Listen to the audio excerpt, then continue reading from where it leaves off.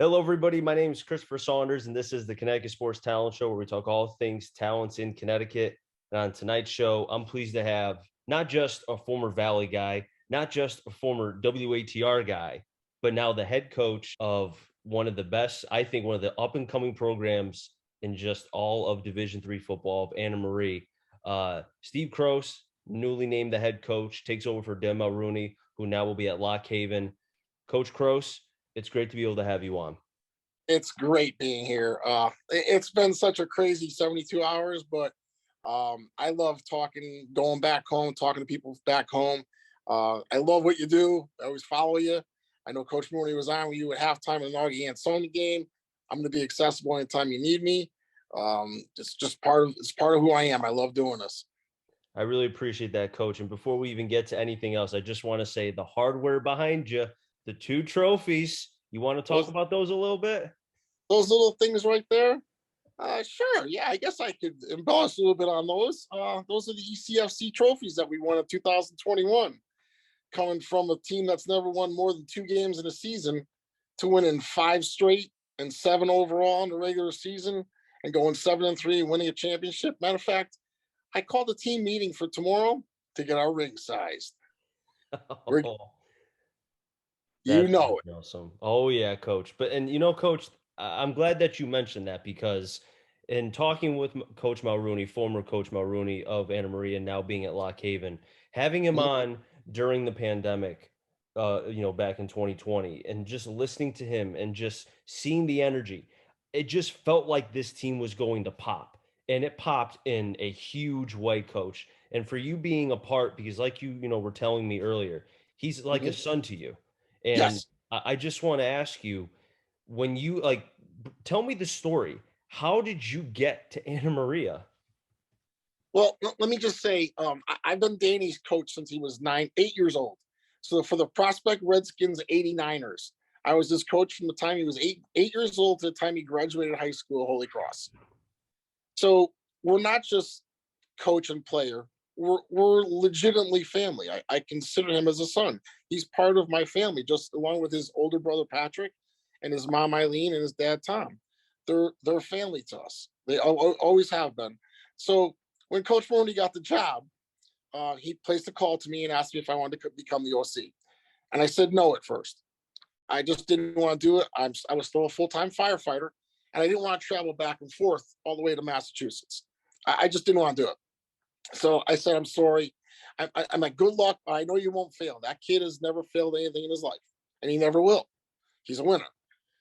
So make a long story short, 2 weeks before camp starts, the guy he hired as OC left to become the DC at Wesleyan.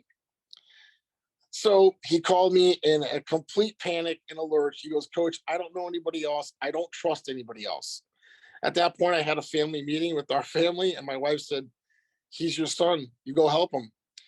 And I'm like, okay, we have to make this work. It's going to be a long distance relationship for quite a while, because I'm 52 years old living in the dorm now just to stay up here. I have to get swaps for work. And I mean, it was a process, and it was a 5-year process. But winning this year, winning those 2 trophies right there made everything worth it, because I knew that it meant that Danny could be going places.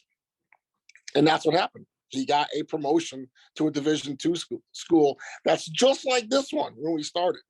When we started, people, I don't know if people know this, we had 16 people on the roster when we started. 16. For a college team, we had 16 kids. We had to go out and recruit a whole team. And by God, we did it.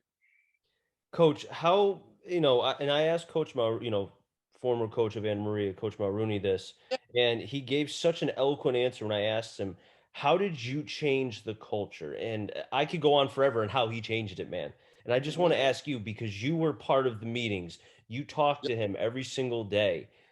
How did he make it work? Like, how? So when you're selling something, you have to totally believe in it. Mm-hmm. If there's any waver in your voice whatsoever when you're giving a message to kids, they're not going to believe you.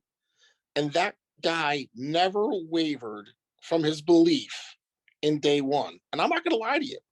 I've wavered because I didn't think it was going to be possible when we first started. I'm telling you, 16 guys. The equipment was not good. Our facilities were not good. This place has grown immensely. Why? Because of him. It was his vision. And like I said, we were talking earlier, and like I said, he built this foundation. But if you talk about construction, the foundation's only the bottom. All right. If you're going to build a house, you don't just leave a foundation. You're building upon that, story after story. I want this thing to go very high, and I think we can. I think the program's in place. See, one other thing. You don't think that everything that's come out of his mouth has come out of my mouth? I mean, we've been around together most of his football career. Mm-hmm. It's funny because he'll say something in the huddle. I'm like, I used to say that to him. So all those messages that he rings, yes, of course he does a lot on his own, but a lot of it is what I say. So the message is not changing. And I think that's one of the reasons why the school hired me. It's because the message isn't changing. It's going to stay the same. So these kids have some continuity. I know, Coach, that the process has been extremely fast. I know you were telling me within like the last couple of days, you're talking to a lot of players. It's like you basically don't even have time to get a drink of water. You're nonstop. It's going and going.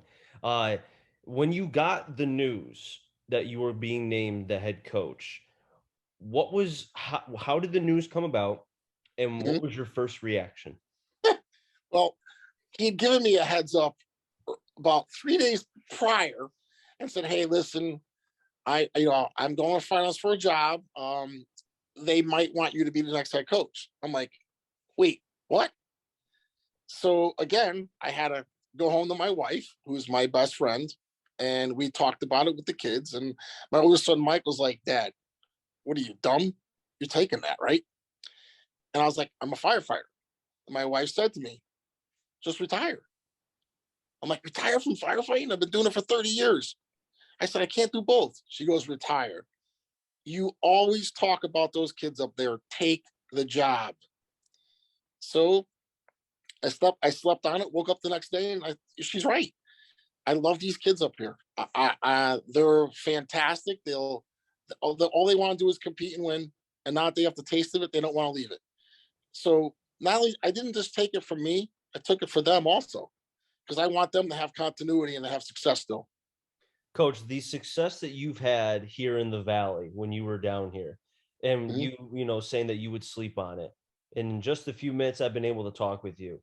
I have no doubt in my mind, if I didn't know the news about you getting the job, I would have no doubt that you would to be taking it, because just my conversations that I've had, my guy Pete Flamia, who wanted me to tell you that he loves you.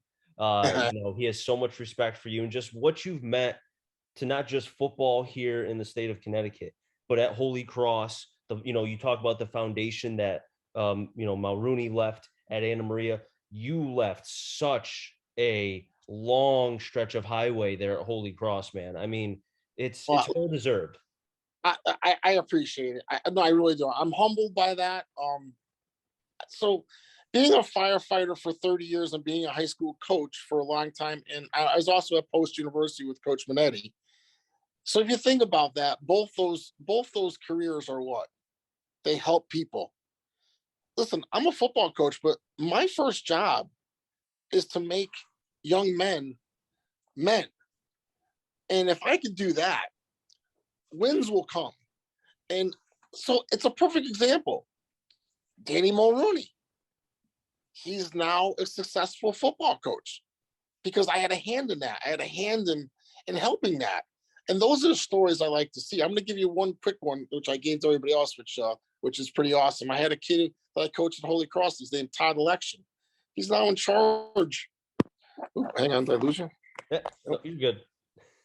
Now he's a doctor, and he's like big up in Hartford Children's Hospital. Those are the stories. That's why I coach. I coach because of that, not for wins and losses. Even though I do have to get wins and losses, and nobody likes losing, especially me. Mm-hmm. But those stories right there is what makes coaching totally worth it. Do you feel like, Coach, in any which way, because it's been a little bit of time since you've been a head coach? Not saying that you've lost anything. I'm sure you haven't. You're probably just as good now as what you were back in the day. Do you Mhm. feel like that it'll take a little bit to kind of just grease the wheels a little bit to get back into the, to the head coaching mode, because there is a little bit more to it. Not football wise, obviously. Okay, not football wise. I think logistically, yes. I have to go back dealing with budgets now. I gotta make scheduling. I gotta get buses. There's a lot of different things that go along with it that I didn't have to do, that the head do. So now I have to take away from a little bit of my recruiting and a little bit of my football, and I have to start doing some of those logistical things and administrative things.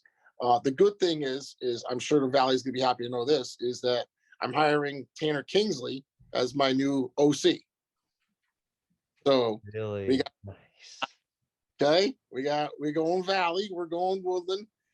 25 years old. He might be the youngest OC in the nation. I don't know, and I don't care. He could do it. And I also have Michael Kennedy. Okay, he's my D-line coach. So quick story about that. We're talking about family, right? Okay, well, guess what? I graduated high school with Mike Kennedy's dad, and I've known Tanner Kingsley's dad forever. They're both friends of mine. So when I say we're family here at Anna Maria, I'm not just saying it. We are family here. And you know what's funny too, Coach, is that and speaking of family, the Kingsley family is pretty well known as far as being uber athletic. I mean, they're one of the brothers is on the Naugatuck staff for football. The other brother is a head coach of the basketball program at Ansonia, also is on the staff for football. So it's all over the place with that family. They just love sports and they're good at it. And they're just like my family.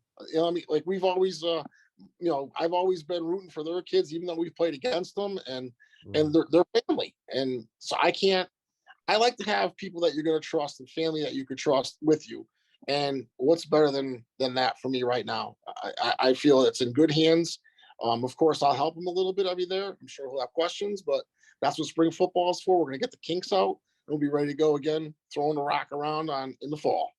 And Coach, I really like that you're giving this young man who's only 25 years old an opportunity to be able to coach offensively and being the OC, because I think what he has done, and again, I've seen his work just in small sample sizes, but again, in conversations that I've had, because I talk to a lot of people, he has done such a fine job.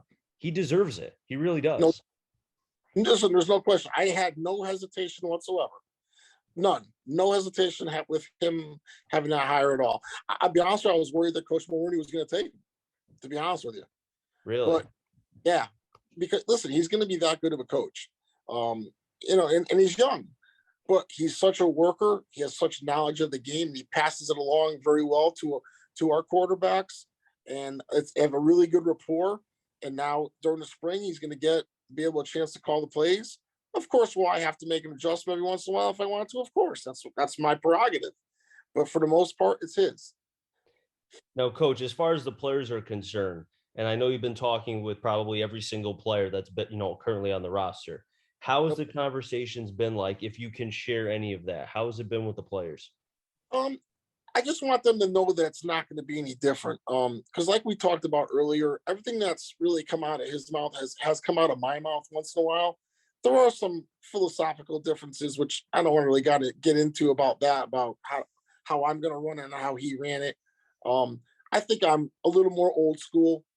We're going to hit a little bit more in practice, tackle a little bit more in practice.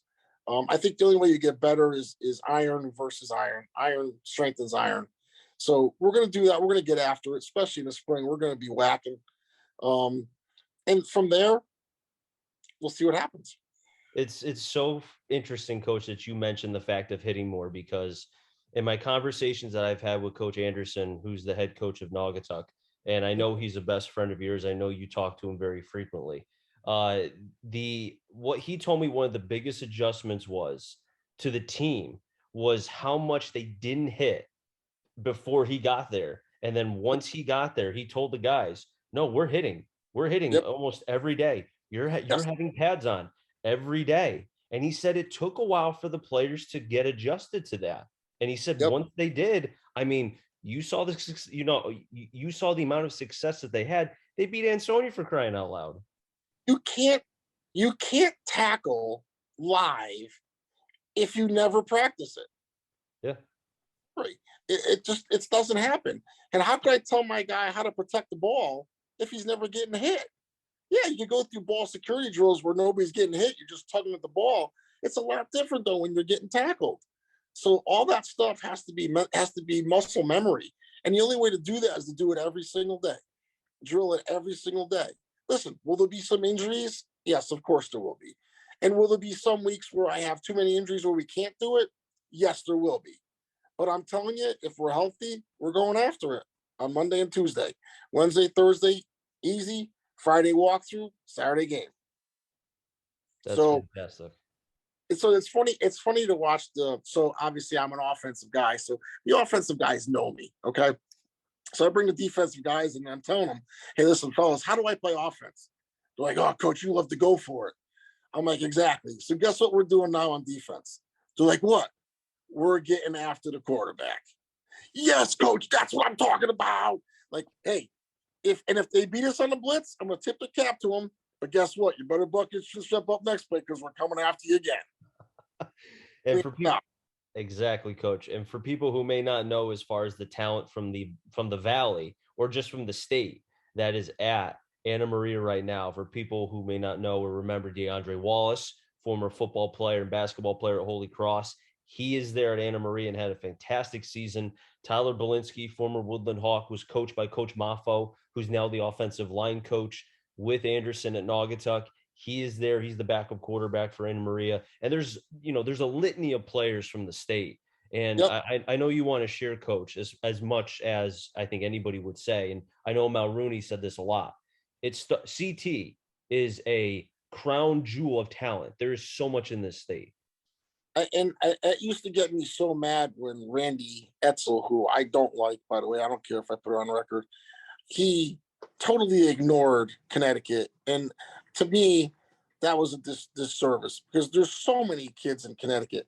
I mean, at one point, a few years ago, I don't even know what year it was. At one point, Connecticut had the highest rate of NFL players per capita in the NFL. At one point, it's not that way now, but because remember, Connecticut's not a huge state. And there was at one point we had like 10 guys in the NFL. So per capita, that was a pretty good rate. Um, I'm from Connecticut. I coached high school football there for a long time. I live in Connecticut. I grew up in Connecticut. So one of the first things I said to Coach Mulrooney when he hired me was, I'm gonna get a Connecticut All-Star team up here and we're gonna win games. And I mean, we have all of our best players. I mean, Jude Sampson from Kennedy High School, first team all league. He's getting looked at by the NFL. I mean, he's just a straight freak. He's 6'5", 265 pounds, runs a 4.8, benches over 400, and squats over 600. I mean, he's a complete freak. He's going to get a look. Somebody's going to take a chance on him. It's unbelievable. Elijah Alston from Cheshire, another defensive lineman for us. It's just absolute beast. Anthony Olenchuk from Amity is a linebacker for us. Antoine Army, we call him Army. Okay, Armstrong.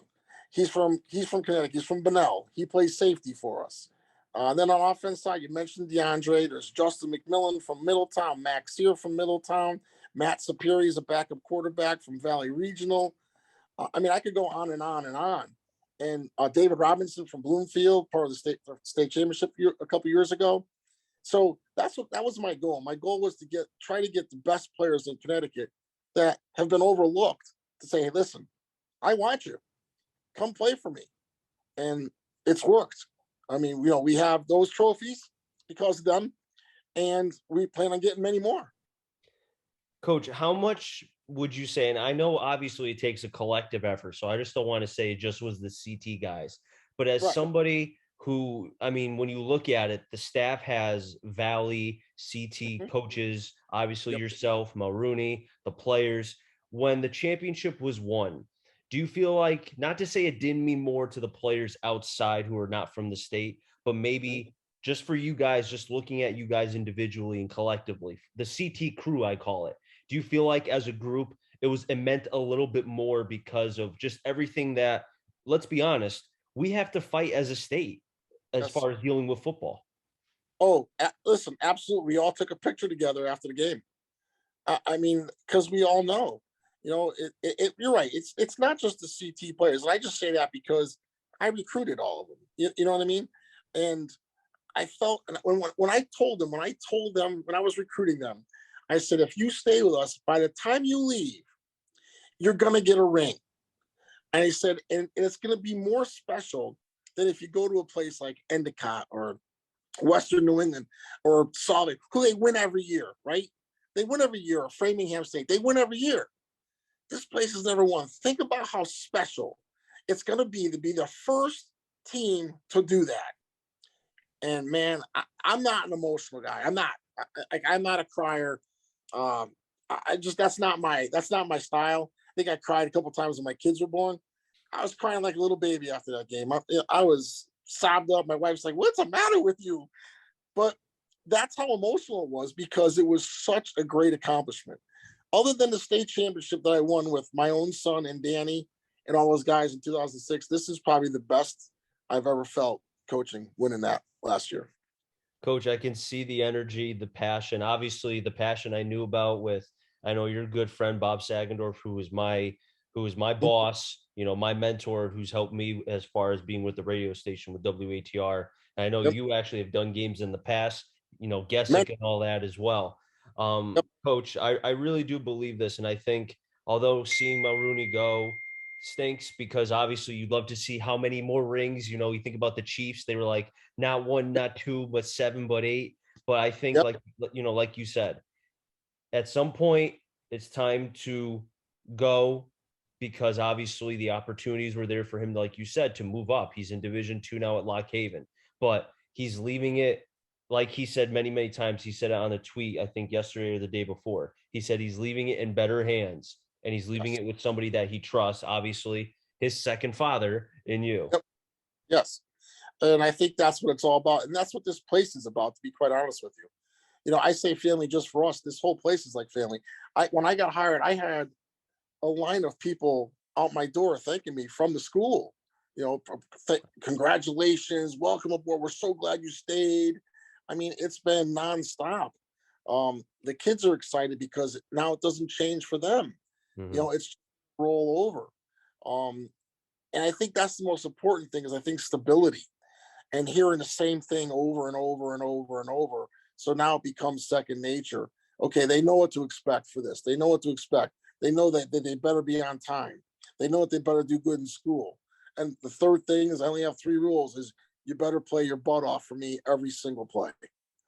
If I'm giving up a career of firefighting, you're gonna play hard every gosh darn play. Coach, before I let you go, and I really do appreciate you taking time out to be able to speak with me. I know you're extremely busy. Um, because I know obviously the recruits never stop, always looking. Is there Yep. anything that you want to share for future recruits that will be watching this? Well, yeah, I mean, especially on the offensive end. If you're a quarterback or a wide receiver, I don't know why you're not banging my door down to come play. We were number 8 in the nation passing, number 28 overall, and we throw the ball 40 to 60 times a game.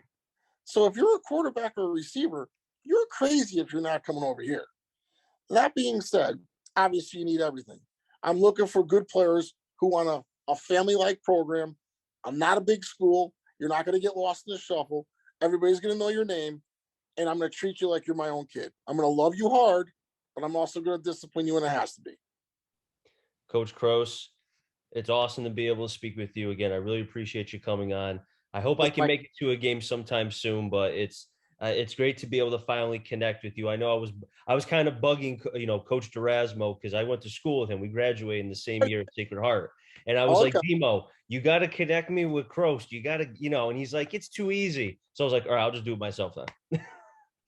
Anytime, anytime. You have my number now. Anytime you want to talk, you just shoot me a line. Okay, I'll make time for you anytime. I appreciate that, Coach. That'll wrap All things right. up here in the Connecticut Sports Talent Show. So until next time, stay safe. Remember, CT stands for Connecticut Talent, and I'm on our journey to find them all. Enjoy the rest of your day, everybody, and be well.